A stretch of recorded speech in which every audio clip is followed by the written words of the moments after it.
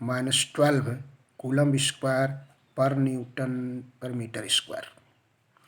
अगर ये वैक्यूम नहीं है, कोई दूसरा मीडियम है किसी माध्यम के लिए, तो k = 1/4 पाई एप्सिलम इसको पढ़ते हैं, where epsilon is epsilon not into epsilon are.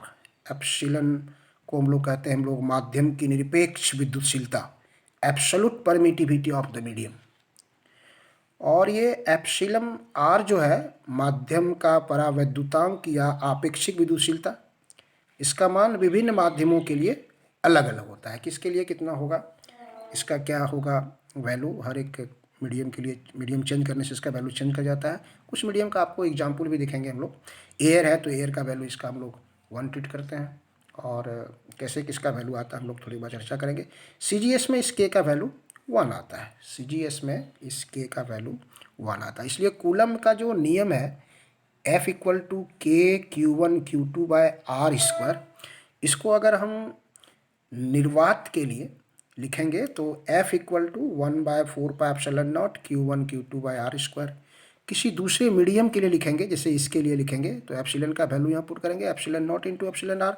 तो किसी माध्यम के लिए हो जाएगा F = 1/4 pi epsilon naught epsilon r into r²,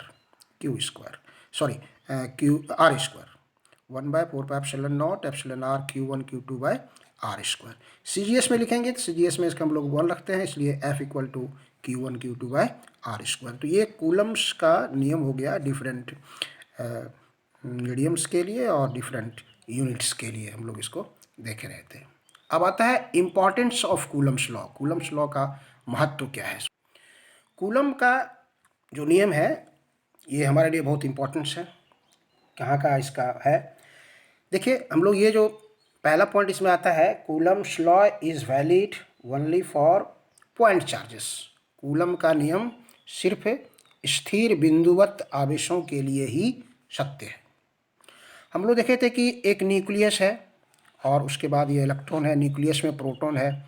यहाँ आप जानते हैं न्यूक्लियस का जो रेडियस होता है दैट इज़ 10⁻⁻15 मीटर, और ये पर एटम का होता है 10⁻⁻10 मीटर।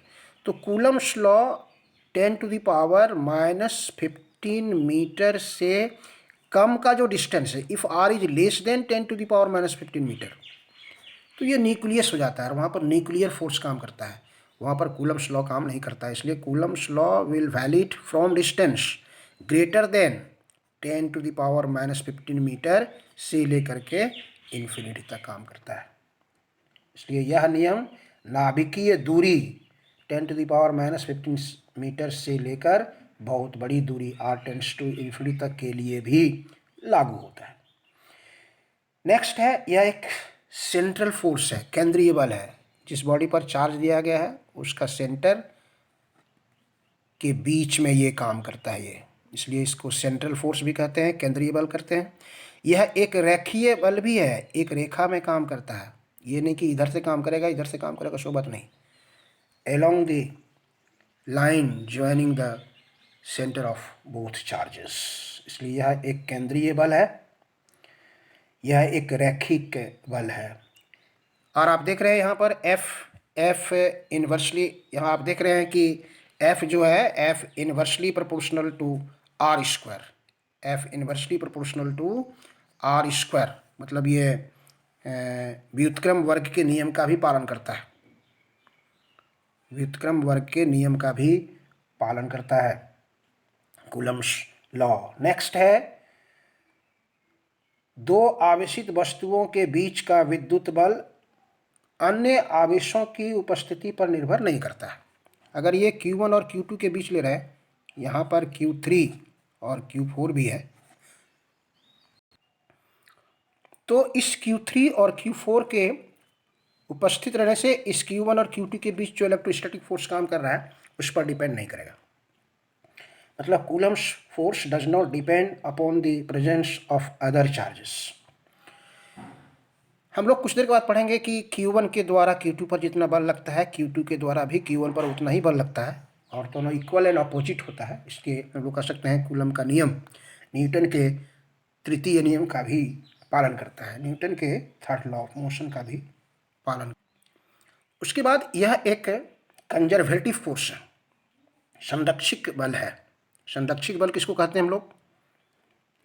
जिस बल के द्वारा किया गया कार्य इनिशियल पॉइंट से फाइनल पॉइंट,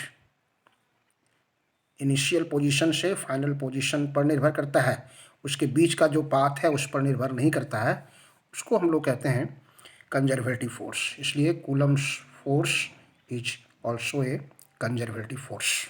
मतलब कूलम के नियम का क्या इंपॉर्टेंस है, तो आप देख लिए, कूलम का नियम केवल बिंदु आवेशों के लिए ही सत्य है। यह नाभिकीय दूरी r टेंड्स टू 10⁻⁻15 मीटर से लेकर r टेंड्स टू इन्फिनिटी तक लागू होता है। यह एक सेंट्रल फोर्स है, यह एक रैखिक बल है, यह व्युत्क्रम वर्ग के नियम का पालन करता है।